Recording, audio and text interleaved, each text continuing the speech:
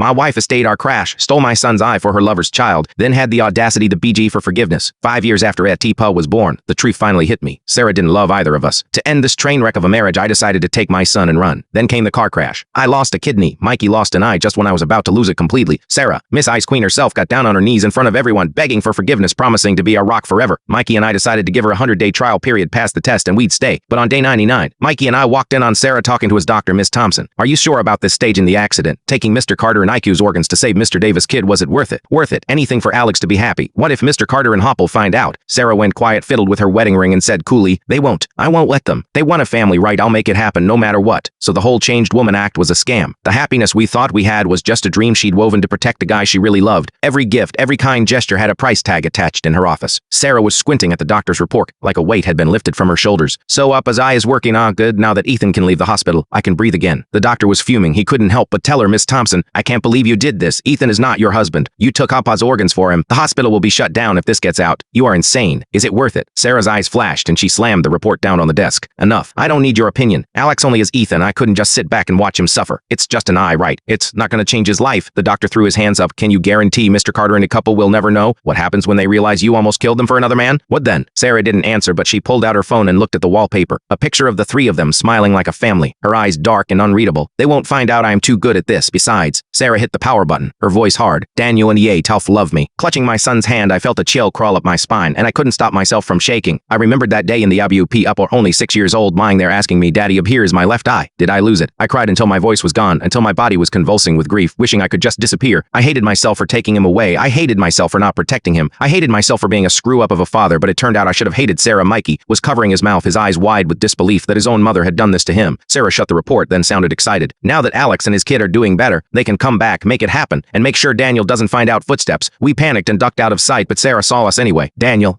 what are you doing here? Sarah sounded flustered, like she couldn't catch her breath. Mikey and I looked at each other and wiped our tears. I took a breath, spun around calmly. You were gone so long we came looking for you. We got lost on the way, almost went the wrong direction. Sarah seemed relieved. She started smiling, then froze when I spoke again. What's that in your hand? Is that our medical report? I walked towards her, reaching for the report, never taking my eyes off her face. Sarah's eyes flickered. She hid the report behind her back. It's fine, we can look at it at home, no rush. I saw the way her lips went white. I smirked. I stepped back and took Ohafid's hand. Sarah blinked and hurried after us, pulling our cubby into a hug like she had been doing for the past 99 days, all sweet and loving. But Iko didn't hug her back. He just went stiff, his eyes empty. Sarah didn't notice anything and kept hugging him till we got to the car. Then, while checking his car seat, she played it cool. Honey, do you remember Alex Davis? His kid was sick, right? Well, he's better now and he's coming back to the country. He doesn't have any family here. Maybe they could stay with us for a few days. She watched my face. She added, just an idea. If you and Appa don't want to, that's fine. I don't mind.